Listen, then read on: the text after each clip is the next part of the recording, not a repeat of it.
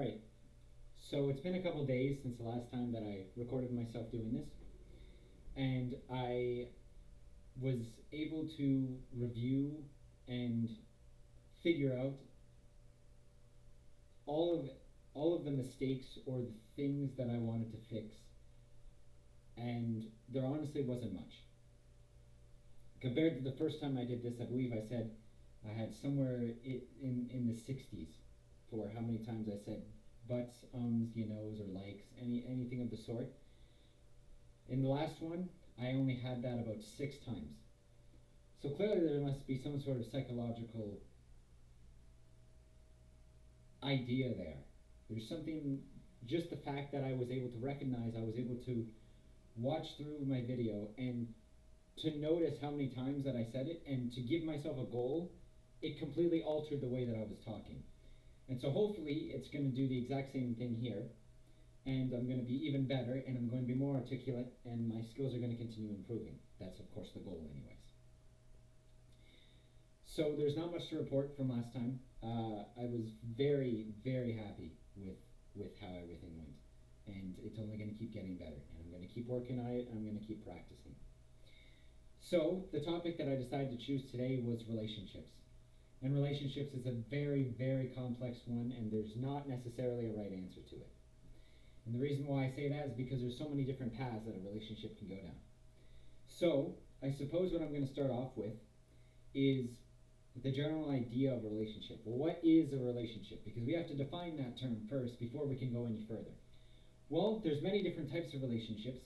There's friendships, there's your relationship with your family, there's the relationship with even the animals you have around in the house. There's many different relationships. There's a relationship with the strangers on the side of the street that you don't even know. In some way, if you interact with someone, it's a relationship you have with that person. You have a relationship with your coworkers. There's so many different avenues that you can go down this path. And of course, there's relationships in terms of romantic relationships. And now that's the one that I want to focus on. And I'm going to focus a little bit on the other ones first. So a friendship, how do they develop? Well, it's generally where you both have similar interests and how would I say this? You both have similar interests and you both also happen to meet each other at a good time. Let's simplify it to that. And friendships you can usually make relatively easily. I mean, if you actually try, if you're really trying to have a friendship with someone, you can get it pretty easily. There's a lot of people out there. And a friendship, that's not too difficult to compromise on. It's quite easy because it's all about the interests you each have, and that's about as far as it goes. That's about as deep as it goes, for the most part. Of course, there are some that go deeper than that, and I'm glad, thankfully, that I have relationships that go even way further than that, or friendships that go way further than that. But on the surface, it's just about the interest that you both have, two people usually, or more, and that's about as far as it goes. The relationship with your coworkers is just purely job related, for the most part. That's how it should be. And there are some exceptions, of course, but that's pretty self-explanatory. And then compared to you, whenever you see someone on the street, that's a whole different type of relationship. That is a undefined relationship that usually holds no strong significance in your life. But it can hold strong significance. Because of course anything can happen with anyone. And at any point you could just bump into someone and then all of a sudden something changes. Either it could be a good thing or it could be a bad thing. It could be, for example, like a car accident or something like that. That would affect your life. That would affect the other people in your life, because they would hear about this accident and they'd wonder what happened and hope that you're okay. Or if an accident happened to someone else. So that's a different type of relationship that is, I don't think, really recognized. That it does exist between strangers just out in the world. Now I'm going to mainly hone in on what it means to have a romantic relationship. So first of all, what does it take? Well, it takes two people, and that's going to be my central focusing point, is it takes two people in a romantic relationship. It's not one person. And that's a really frightening thing, because whenever you think, and just about anything else in life, any other direction or value that you have in life, you can do it just yourself. But with a romantic relationship, and of course with friendships, but friendships, as I've said, they don't go very deep. But with romantic relationships, you need to have two people, and a lot of things need to go right, a lot more than what you may realize. And perhaps this is, I know where I'm going to be going with this, because I've thought about this topic a lot beforehand to try and generate some sort of knowledge on this, because it's a very, very complex topic, and there's not necessarily a right answer. So I'm going to try to figure out the best that I can about romantic relationships. So it always takes two people. So what does that mean? Well, you've got to be romantically attracted to each other. So what does that mean? Well, usually, and this is for the most part certainly, you have to have a certain level of physical attraction to each other. Because if you don't have that, eventually the relationship just won't work. It'll eventually just run out, because that physical aspect is a part of a relationship, a romantic relationship. It is important. And that's already on a level that friendships obviously for generally don't go. Let's put it that way. Friendships generally don't go down that direction. And or at least the term that I'm using for friendships, which of course there's a term that floats around sometimes, like friends with benefits, which I absolutely believe is a terrible, terrible idea. It's a terrible social construct that should have never been made. But that's not what I want to talk about. So, it takes two people, and you both have to be physically attracted to each other. But what else? Well, of course, mentally attracted to each other as well. And what I mean by that is, there are some people, of course, as I've talked about, some people who are high in conscientiousness, high in openness, or low in conscientiousness, low in openness, and that usually it affects their intellect, their IQ. So people who are higher in conscientiousness and openness want to have a romantic partner that is also high in conscientiousness or openness. Because you think, if you, and this is a great example, people who are high in openness generally, of course, want to have new experiences. And one of them is traveling, another one is trying new things, obviously. So of course they're going to want someone who enjoys traveling. We'll take the example of traveling, because that's the one I started with, and we're going to keep going with that.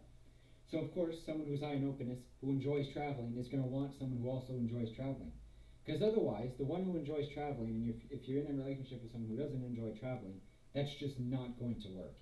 Because eventually, you're going to become so separated, and that's a really important thing, is how I've heard it put, is you want to be similar enough to the person that you are with to where you get along well enough, but not so similar that you have too many similarities and then you become bored of each other.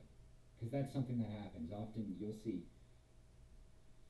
10-year relationship or something like that, and people tend to get bored of each other and then start to test out the waters and see what they can get away with, and that's often where cheating comes in and other really bad habits that absolutely destroy relationships, of course.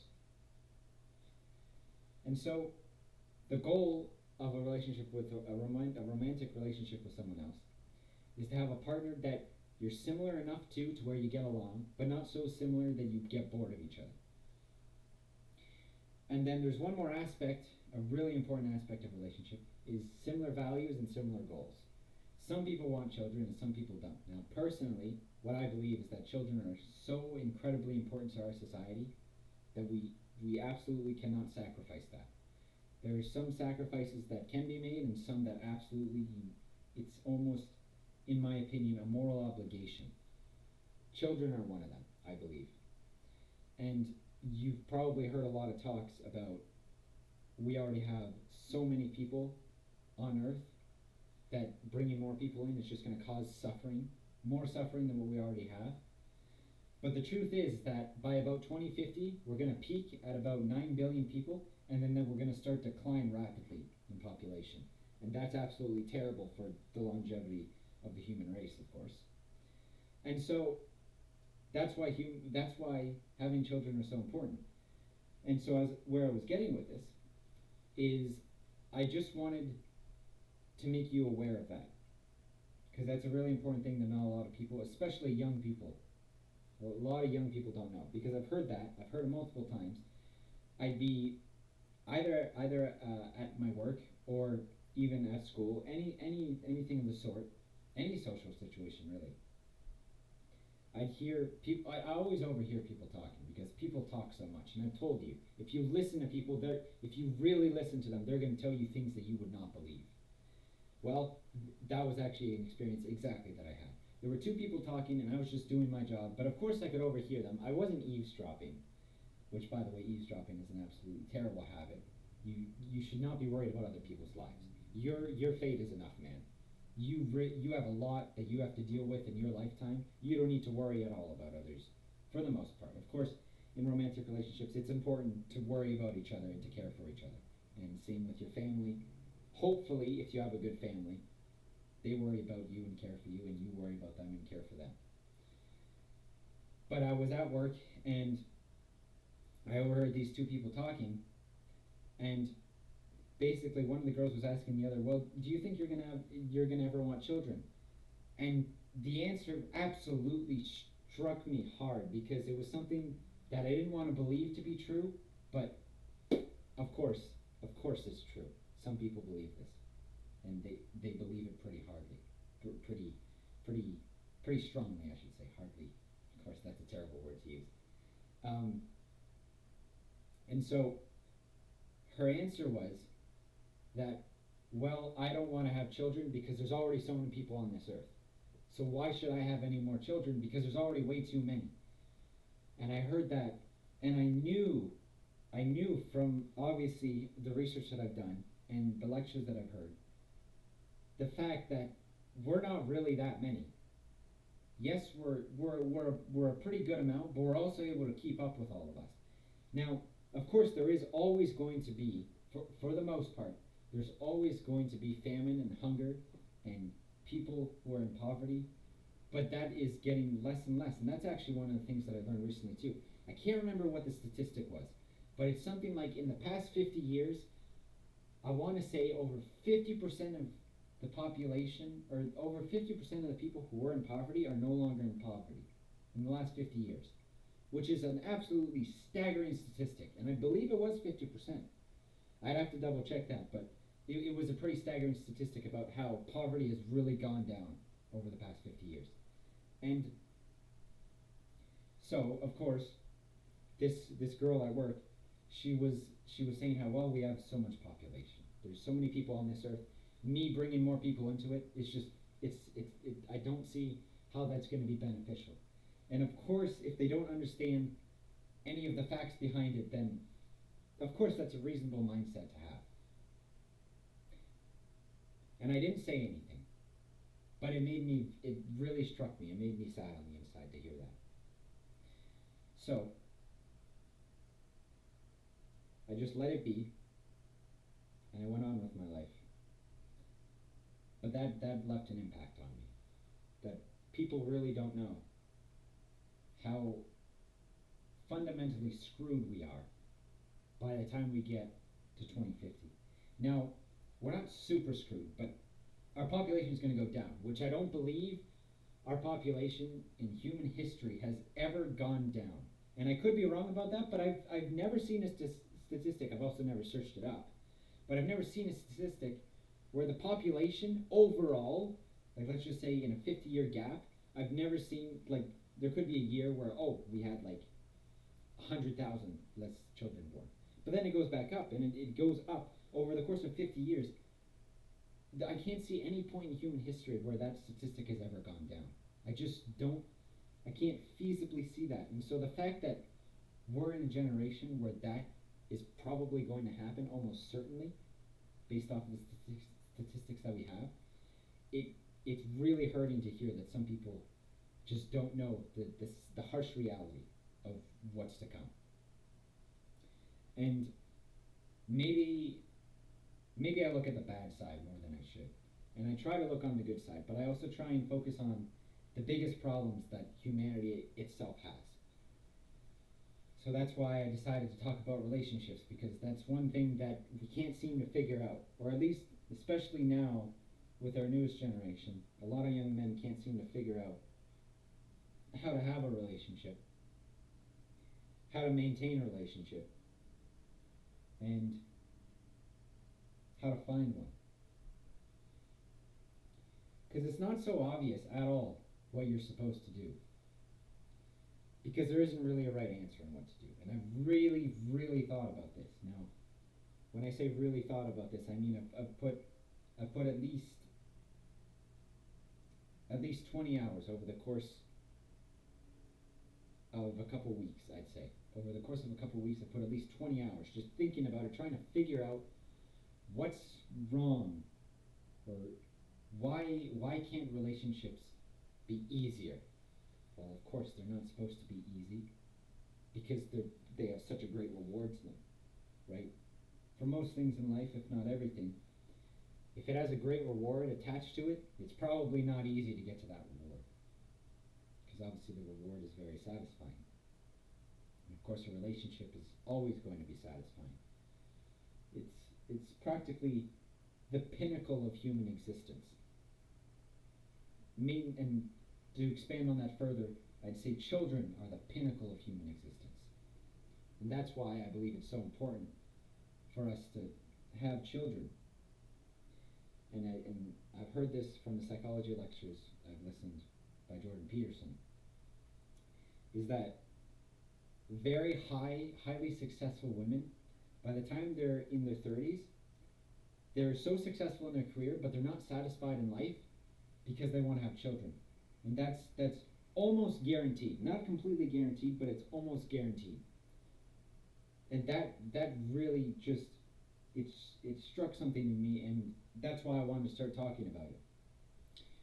And it's not really easy to even discuss where I want to go with this. So I suppose I'll simply start with the fact that, as I said, relationships start with two people, and that's an uncontrollable factor. That's a really uncontrollable factor. You can't control who you meet, and so you're probably lucky if you meet a nice person. That's something I've gone by. And that's what I meant by luck. Every time I talk about luck or anything like that, as I've said, it's about the people you meet. It's not necessarily about if you win the lottery, or if something really fortunate like that happens to you in your life. I'd say the definition of the luck that I'm talking about here is about the people that you meet, because that's, from what I've seen, for the most part, purely luck. I don't see how you can control that factor.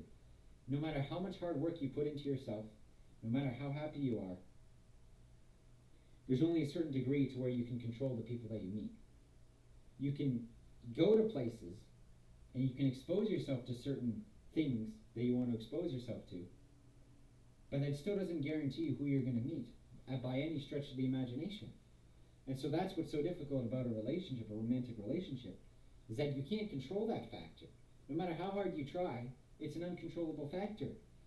So what are you supposed to do? Well, there's something you shouldn't do, which is to do nothing. As I've said, if you ever try and stand still in life and you don't make a decision, it's actually making you go backwards. So at the very least, what you should do is expose yourself to new situations. And now, let's talk about why you expose yourself to these new situations. Of course, it would be to meet the likely partner that you want to have in life. Now, you don't really know what that is, unless if you've really thought about it. Because the partner that you probably want in life has certain characteristics, certain traits, physically, mentally, emotionally, intellectually, anything of the sort, creatively, I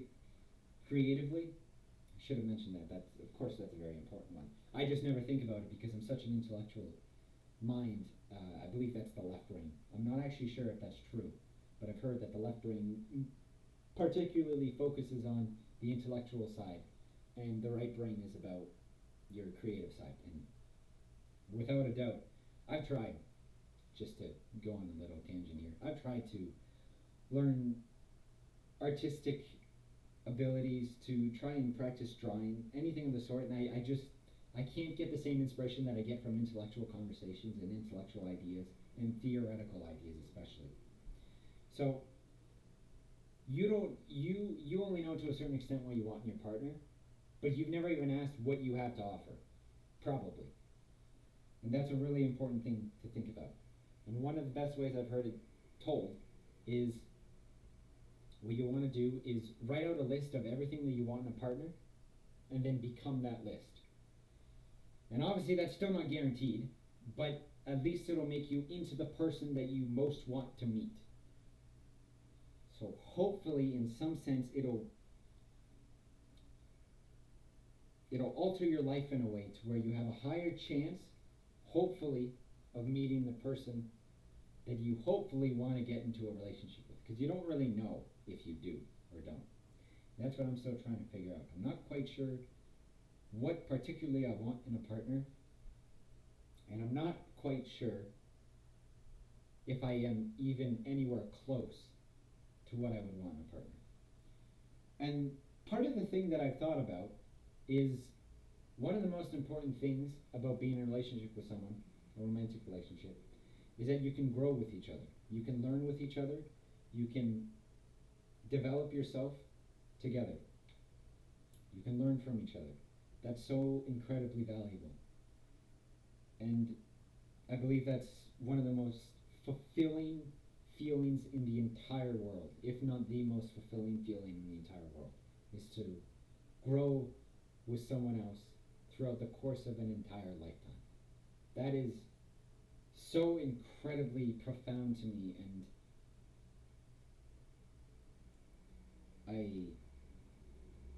I don't even know how to express that, but it's such an important characteristic to keep in mind, or it's such an important trait of human life, is you want to grow with your partner. It's not that you're both perfect the way you are, and that's often what we tell people. I shouldn't say children. I should say people with depression. Usually, we tell them if you're not thinking straight, you tell them, well, you're perfect the way you are. Don't worry. You're just fine the way you are. Well, that's not what they want to hear. Because if they're perfect the way they are, then that means they're justified for being sad and feeling like there's no escape in their life, that there's no way out, and that they're just doomed for tragedy. Because that's usually, from what I understand, what depressed people think, is that they're just doomed for tragedy. And if you tell them that they're perfect the way they are, it's not helping them at all. Because nobody is perfect the way they are. No one is ever going to be perfect the way they are. And a lot of people don't want to accept that, I think. It's not that they don't know it, it's that they don't want to accept it. But that's the point of having a romantic partner, because I believe that's where you can make the most personal growth possible.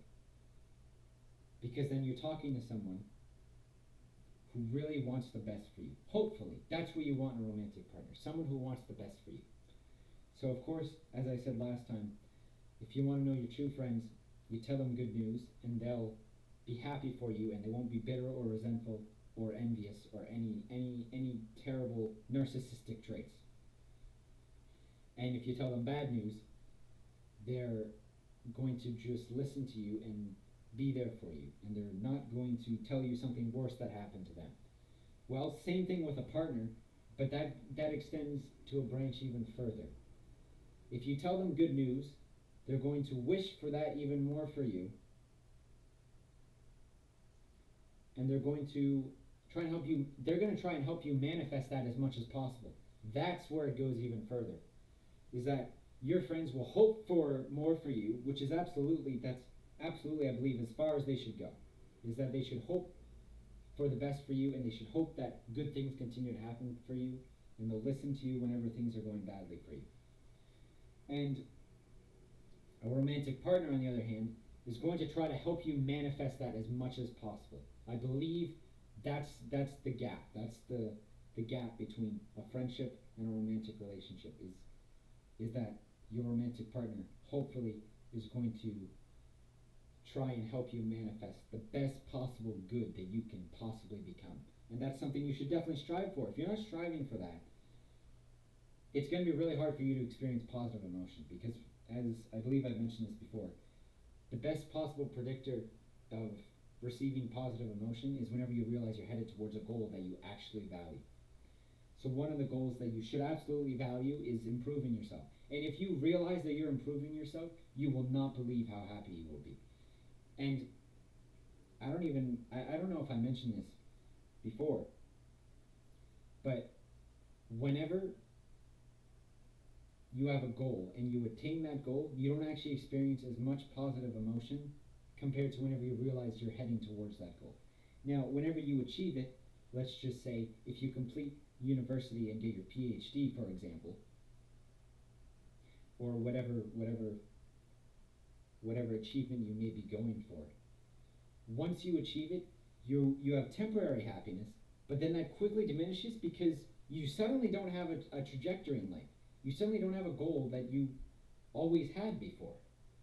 So while you're going through university and you get these good grades and it keeps getting better for you, and that's the snowball effect forwards this time, where you take the risk and you receive the benefits and you put the work in order to receive those benefits to the maximum possible potential. And whenever you're going throughout all of university, that's whenever you experience a lot of positive emotion because you're realizing you're heading towards the goal that you want. And if you receive that goal, as I said, that's probably where your happiness peaks. It probably goes up as you go in university, it goes up, and it probably peaks as soon as you receive that achievement that you've wanted. You receive that PhD. And then after that, it obviously just declines pretty rapidly because you no longer have a direction in life. And a romantic partner, I believe, is the most important direction in life. Because what more important relationship are you going to have than the relationship with your partner and the relationship with your children? There's no better relationship. I loved how this was put to me. A relationship with your children is the only relationship that's going to be the closest to perfection possible. Because of course you're starting right from the beginning. And so as long as you don't screw anything up massively, that is going to be such an amazing feeling all throughout life, that you have this amazing relationship with your children. And I don't believe there's any greater feeling than that. There can't be. Because, at least based off of off of everything I've heard, and everything I've gathered myself, and all the ways I've tried to explain it to myself and figure it out myself, it sounds like children are at the pinnacle of course, as I said, that they're at the pinnacle of human endeavors. There's nothing greater than that. So why is it so hard to have a relationship? Well, as I said, there are many other things in life that you can do yourself. If you want to start a business, if you really want to start a business, or anything that you really want to do that you actually value as a goal, you can do it. You can do it. There's no luck involved whatsoever. If you put in the hard work and you work and you really, really try and you don't give up and you realize, because this is really important, you need to realize sometimes there are times when you need to give up. But then you can try a different route. There are different paths that you can take. So if you really, really try, you will get to your goal. I absolutely believe that. I don't believe there's anything more powerful than that, is the human ability to achieve goals. Now you gotta know how to set goals. I've talked about this a little bit. You gotta know how to set goals. You gotta know what goals are appropriate. You gotta know how to reach them in a reasonable amount of time. And it's not so obvious most of the time what a reasonable amount of time is and what reasonable goals are. Now, another thing in human life that you can do on your own would be your career. So if you're not going down a business path, you can have a career, and you can choose anything you want, and you can succeed in whatever you want if you really know how to set goals, and you really know what you want to do, and you're really persistent on it. But the thing that's different with a relationship, a romantic relationship especially, is that you have to count on another person. I'm going to say that again. You have to count on another person. It's not optional. You need two people in a relationship. A relationship is a team, it's teamwork. And so that's why it's something that just can't be controlled, and why it's so damn difficult to get a relationship, to get one that works properly, especially. There's a lot of people who jump into relationships, and of course life experience is important, but I believe it's even more important to learn from other people's life experiences first. And that's what I'm doing, or what I'm attempting to do. And so that's why it's important to choose carefully, because that can alter your entire life direction. If you choose the wrong people in your life, it can completely alter your entire life for the worse. And that's where you probably have those people who have those snowballing effects of catastrophes, which just lead them down a really bad path of misery down their life. And it can be recovered from.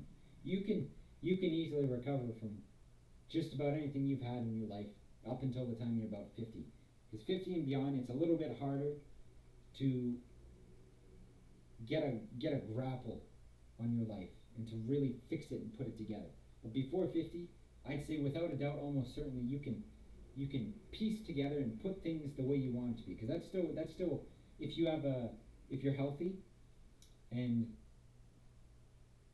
you have good relationships with, or decent relationships even, with the people that you have currently in your life, then you can definitely grapple it, and you can bring it back. And the younger you are, the easier it is. So I don't necessarily think it's about how young you are that you start putting your life together. I believe it's just simply knowing what you have to work with. I'm going to go off on a little tangent here again. There was this show that I heard about. It's a cooking show. And there are these absolutely amazing chefs that are all brought into a kitchen. And their job is to make the best possible plate with the ingredients that were given to them. They don't get to choose the ingredients. They are just given ingredients, and they have to make the best possible plate. And so what's so incredibly interesting about the concept of that show is it's not about the ingredients. It's not about what you can do with the ingredients necessarily. It's about the chefs. It's about what the chefs are able to do. And that's just like life. We're all given a different set of ingredients, but it's just about how good of a chef we can be. And that ties in so well with this, is that if you're trying to fix your life, and you're really trying to fix your life, look at your ingredients and see what you can make of them. Because just maybe you'll find an answer that you didn't see before. And so tying this back in with relationships, well, if you're trying to fix your life, then I believe that can heavily increase the chance of you finding a relationship that you really value. If you really try and put yourself together, I believe that can heavily increase the chances in your favor. Now, obviously, it's not guaranteed. It can't be guaranteed. It's the only thing that you can't guarantee. And that's what's so weird, because it seems like just about everything else in life you can guarantee if you orient yourself properly. But since you have to rely on another person, you can't guarantee it. And so, as I've said, one of the things that's really important in another person is to essentially have the same values and the same goals. Now, if you want children, which of course some people still don't want children, so let's just keep that in mind. If you want children, you need to find someone, first of all, that also wants children. They also need to have good physical features that you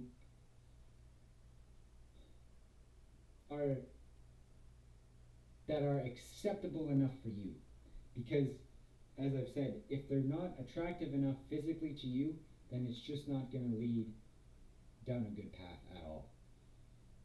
So they have to be reasonably attractive to you.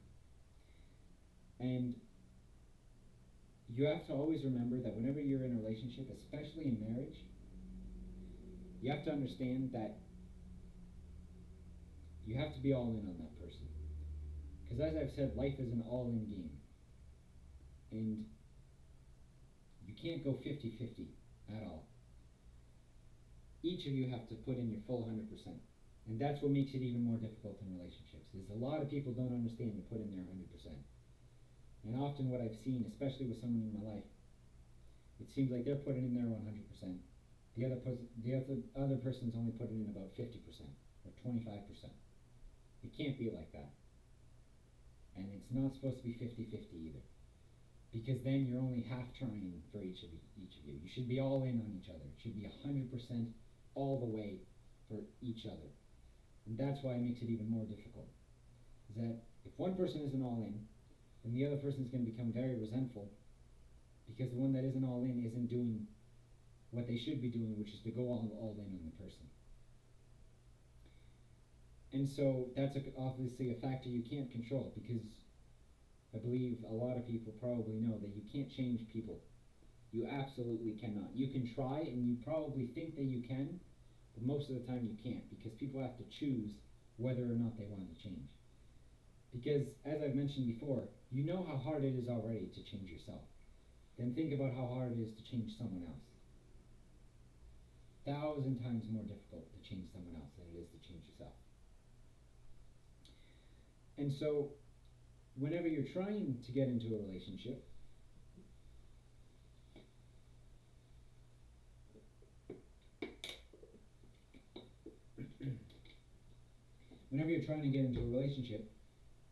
you need to realize what you value, because that's hypercritical. And it's not so obvious to me that anyone even does this, or at least very few people do this. And what that is ask the difficult questions first. And that's a really, and it's really hard to describe where I stand on that, because I believe it's really, really necessary to talk about the difficult questions first. To talk about, do they want children? Where do they want to live? What are they expecting out of the relationship?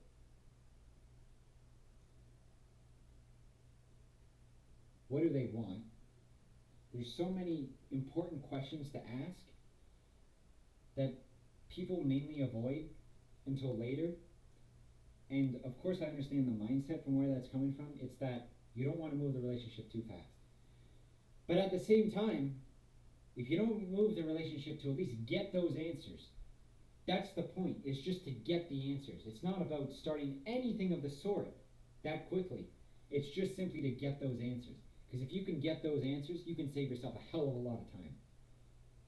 And that's something that's so incredibly hard to describe, because it's such a huge risk.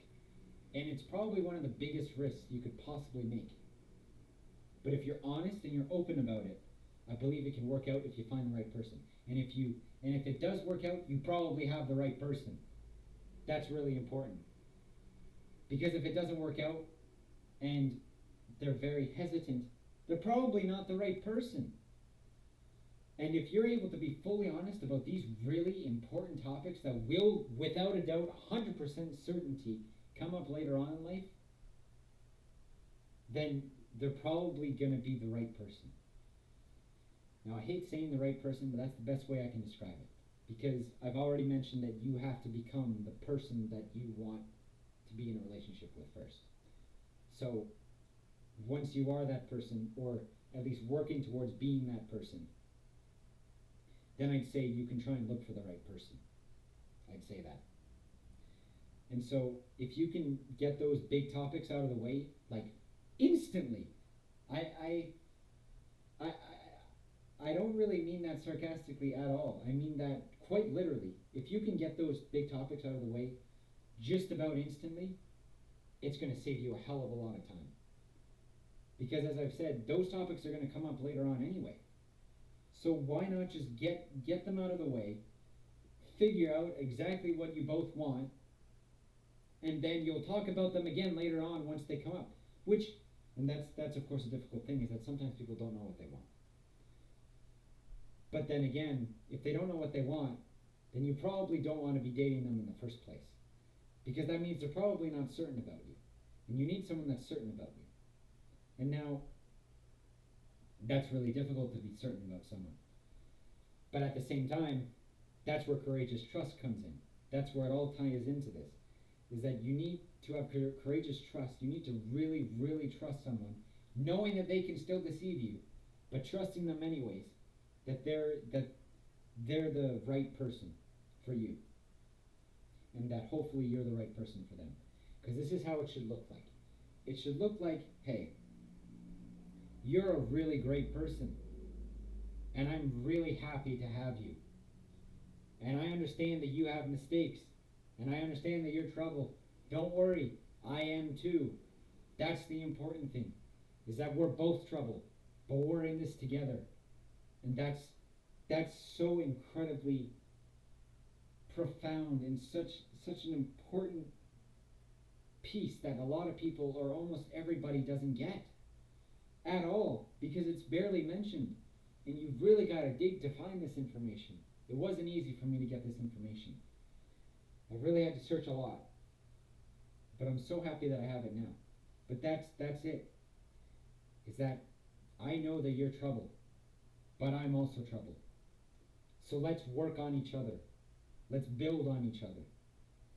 Let's hopefully move our life in a path that involves both of us, so that we can both enjoy each other's company while we do it. And that'll just make things 10, 100,000 times better. I don't know how much better it can get, but I believe it can get so much better than being alone. Now, I'm the type of person that really enjoys my alone time. But I could definitely see that if I found the right person, which I don't know what that right person is, because I'm still not certain what I want.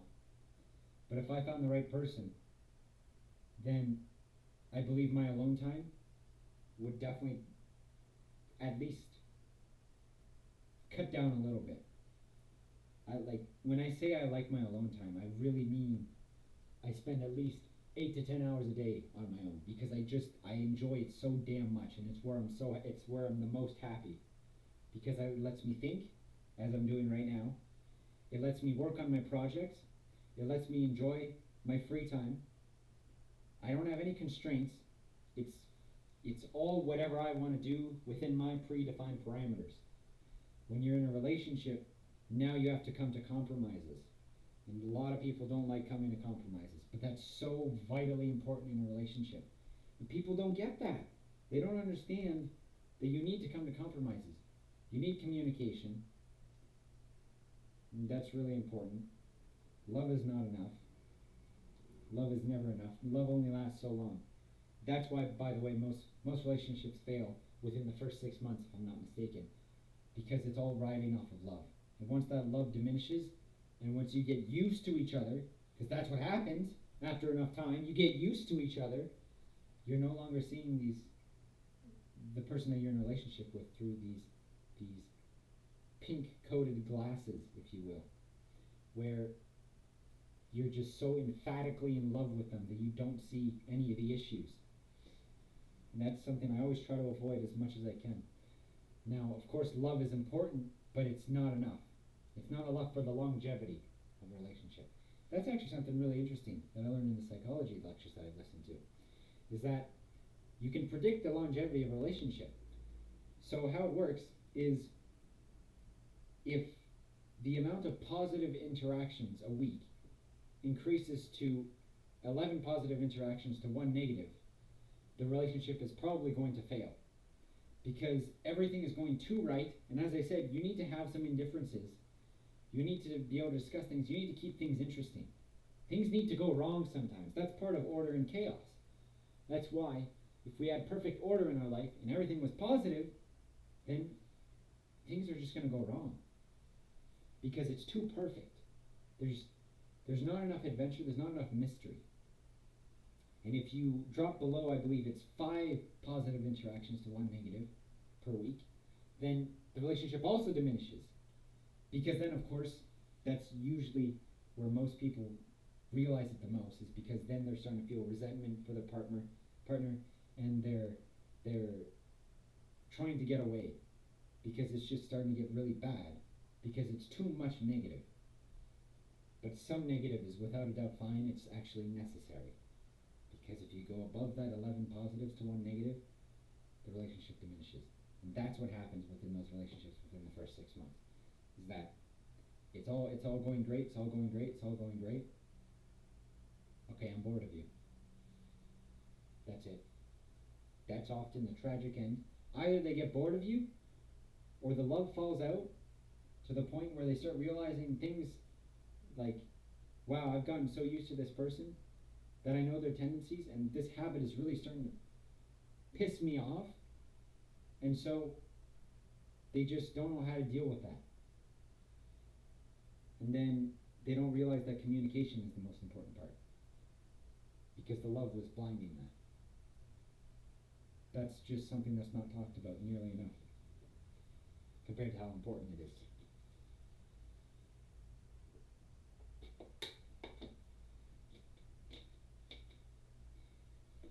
So what can you expect out of a relationship? We should be able to expect mutual caring for each other. When I say mutual, I mean that 100%, 100, both sides. You're both going all in on each other to care for each other. Not equally, equitably. Equally means you do the dishes, I do the dishes. You clean the laundry, I clean the laundry. Equitably means you do the dishes, I take out the trash. You do the laundry, I clean the beds. That's equitable. Where you're both doing, one person is doing something to the best of their ability to help the other person while they're doing the thing that's helping the other person to help them to the best possible, the best possible outcome. It's about helping each other mutually and equitably. It's not equal. A relationship is not equal. It's equitable. And that's something else that's just not talked about nearly enough. There's so many topics about relationships that aren't nearly talked about enough. And so I've also minorly went into the idea of dating apps. And I've seen many statistics online, mainly about the fact that dating apps are not a great measurement of a person's personality.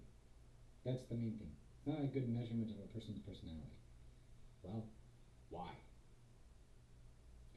Well, obviously because dating apps go by appearances first, which, as I said, appearances are important, but dating apps put it to the point that that's all that's important.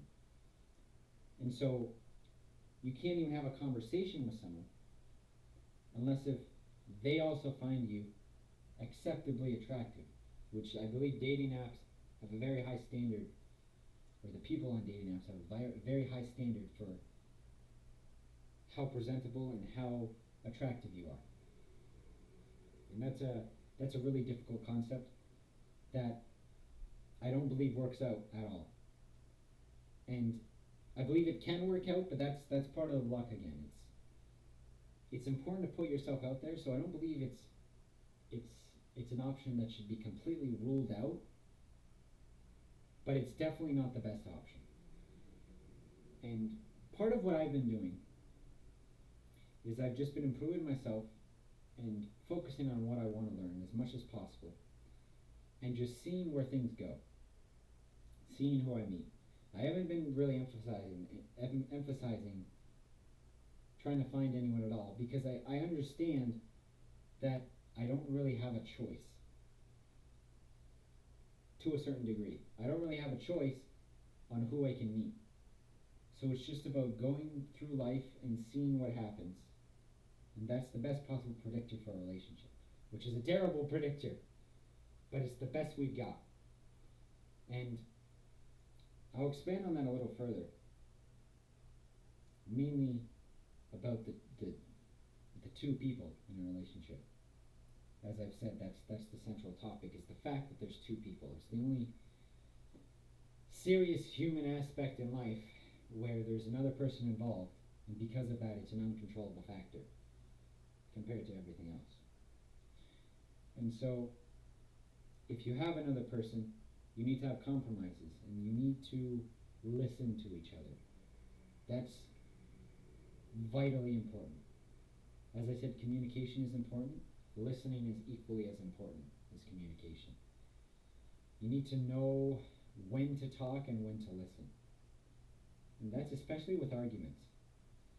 And one of the really important tips that I've heard about arguments is after you have an argument, you need to think about everything that you did wrong that caused that argument to start.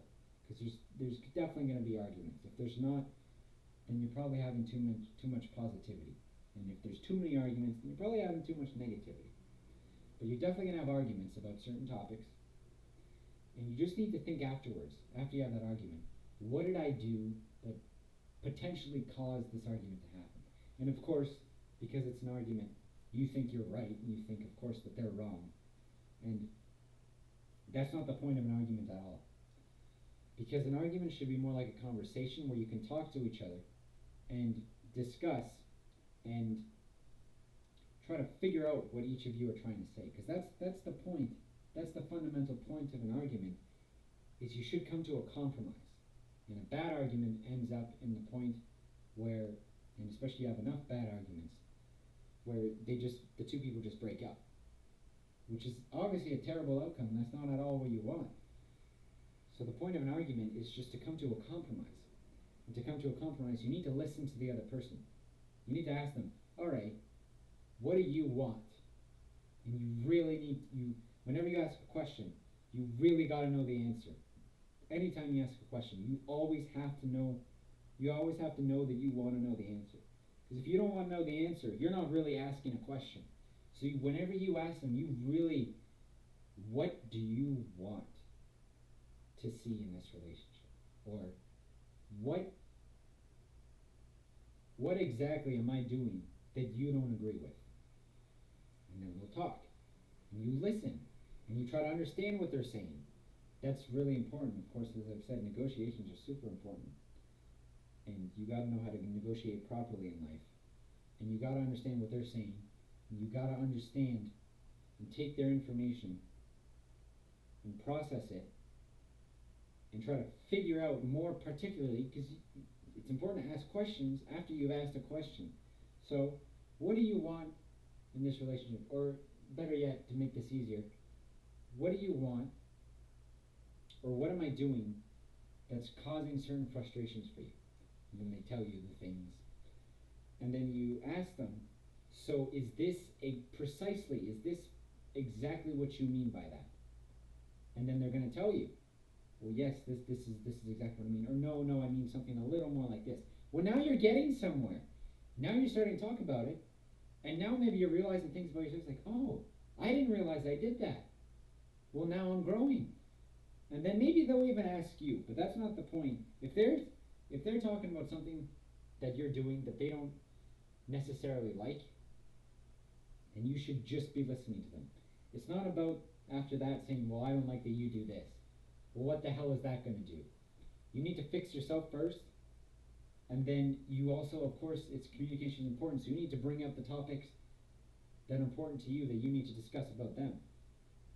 So then maybe it's been a few days or something like that, and maybe you've done a better job at fixing the little minor things that aren't really important, because you don't want to change yourself too much for another person to the point that you're not even the same person.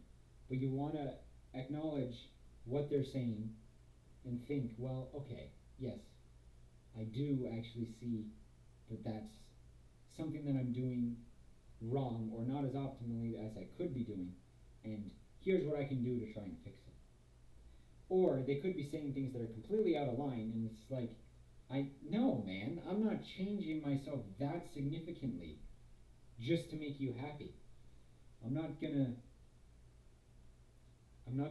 do 90% of the housework and you do 10%.